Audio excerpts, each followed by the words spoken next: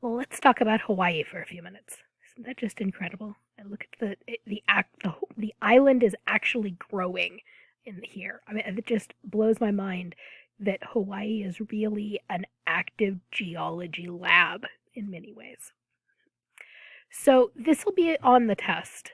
This question of do you think Hawaii should be included within North America? Obviously, it's a part of the United States, but geologically, right, it's quite different. Climatically, it's different in terms of the biome. There's a huge amount of space between Hawaii and the rest of North America. So, do you think that Hawaii should be included with this? Do you think that this is a good choice, for lack of a better way to say it? So, some of the kind of the high points of this, right? Just to give you some of the pros of it being included in North America, and then some of the cons. It obviously is part of the United States. Yes, it became a state in 1959. I have put a video below about how Hawaii actually became part of the United States, and unfortunately, the treatment of the indigenous people and the indigenous control mirrors much of what happened in the rest of the United States. So that there's that element of this. Right? There is a long-standing, couple hundred years now, maybe not quite that long, a cultural, historical, and economic ties with the mainland. But that's because American businessmen went there and took over. Okay? It definitely is a strategic location.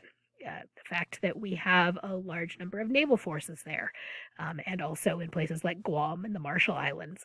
But these are strategically important, geopolitically important locations for the United States and its allies and its position as a world power and its position in the Pacific. So all of those are reasons that to include it in North America. But it is at the same time a distinct entity. There's a physical separation from the continent, of course. There's that relative isolation surrounded by, that water that's there. There's the distinctiveness of the physical landscape. While we, of course, have volcanic activity along the west coast, right? We've got the west coast of North America is part of the Ring of Fire, of course. But this is a distinct physical shape, right, and formation. Culturally, it's significantly different than the mainland, and there's also distinct flora and fauna. So that's going to be a discussion question probably in the forum, but it'll also be on the test. So these are a few thoughts that I have about this issue. Feel free to bring in your own. But what do you think? Do you think Hawaii should be included within the region of North America? Okay. All right, so just a couple brief things about the physical geography here. It is, of course, the archipelago that we call Hawaii is the visible portion of a series of massive volcanoes, most of which are underground, or not underground, underwater. Okay? And so this is just the visible tops that have emerged from the water. And this is the way that these Hawaiian Islands, that this chain has been formed. There's a hot spot here with magma underneath the surface, and then it breaks through and pushes up and builds up and builds up and builds up and creates the mountain. Right? It creates the island. And so the newest islands are the ones that are the closest to the hotspot. So the area where the active formation is going on, those are obviously the newest ones. Okay? And then the plate is moving in this direction. Right? So it's moving over the hotspot. So picture it like if your hand, right? You've got a finger pushing up between your fingers and your hand is moving along the surface. Well, your finger is going to get closer to, the bend in your fingers, right? If it starts at your nails and then comes in, you're having movement. And that's exactly what happens here with the plate. So the plate is continuing to move. It's moving over the hot spot. And so you get older and older locations where the hot spot used to be active, right? Where it used to be over the hot spot. And so the further away you get from the hot spot, the older the islands are. We're approaching 4 million years old for Kauai, and then Hawaii is still being formed.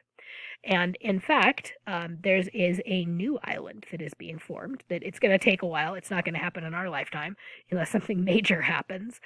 But a new island that will be south of Hawaii, the island of Hawaii, will eventually form.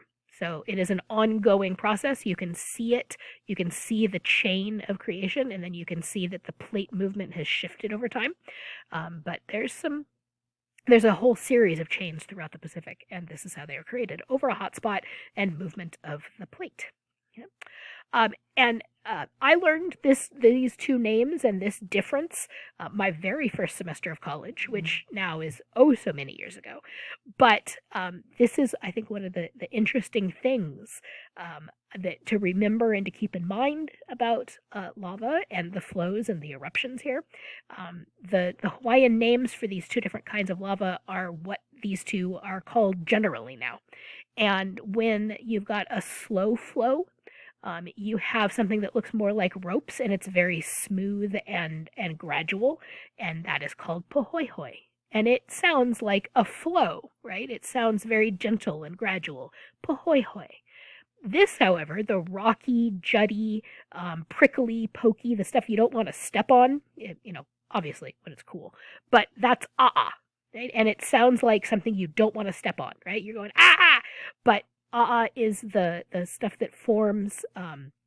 It moves faster, and the pohoihoi moves slower. There's also differences in the makeup and the temperature and the chemical composition. Right? All of those things also affect which one's going to be and which one is going to be pohoihoi. But overall, the pohoihoi flows more slowly, and then the came from faster moving lava. Okay? So this is jagged, and that is smooth. We do have a number of different volcanoes, including the world's largest volcano, Mauna Loa, and it's probably been erupting for about 700,000 years.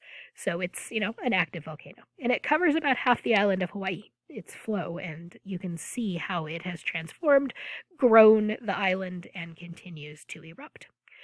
And just in the last couple of years, there's been some major eruptions. This is a road, of course, where the lava is flowing across.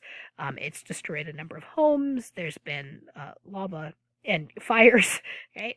And there are very different cultural views here about how this should be managed and what should be done. The native Hawaiian people feel like you should never interfere with an eruption.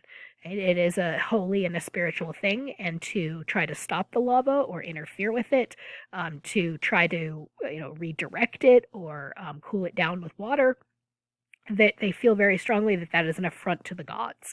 And so this is a very different cultural perception of the hazard of the lava. And so this is causing tension between the native Hawaiian populations and the people who are not native, who don't want their houses to burn down. Not that the native Hawaiians want their houses to burn down, just they feel like the eruption and the lava should be treated differently. This is an issue of perception of a hazard, right? And that has a lot to do with culture. Up on top of Mauna Kea, which is one of the other volcanoes in Hawaii, and it's the tallest mountain in the world if you measure from the base to the tip, because it extends about 10,000 feet below the surface of the water. And there is an observatory at the top of it. There is snow at the top of Mauna Kea, despite the fact that we are in the tropics and not far from the equator. Right? So if you can go from the beach to needing a parka in a very short amount of time by going up the mountain. This location is fabulous for an observatory. It's one of the most important observatories in the United States because there are dark skies. Yes, there are cities in Hawaii, but overall you are surrounded by darkness at night with the ocean. There's low humidity up at this high elevation, and the position is above most of the water vapor in the atmosphere, so that helps with the clarity of the images. There's also overall pretty clean air in Hawaii. And because of that, the winds that blow through and the isolation. So all of those pieces make this an ideal location for an observatory. And there has been one here for quite a while. But there's also an expansion that has been proposed and now seems to be going forward. There's my other slide. Sorry, my slides were out of order. Me talking about the perception and the culture. I will rearrange those slides. Sorry about that. But here, the lava, the flow, the breakouts, the perception of culture, all of those different views between the native people and the non-native people. Okay?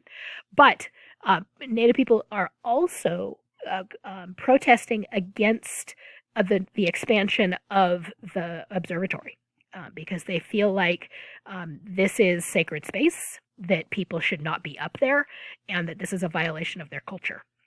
And so this is another ongoing battle between Indigenous rights and non-Indigenous rights. Okay? And I have collected some pieces for you, some stories and some podcast about Native culture, specifically about tiki culture in terms of tiki bars and tiki shirts, or aloha shirts or Hawaiian shirts, depending on which name you have. So that is the other focus for this region. Okay. Let me know what questions you have.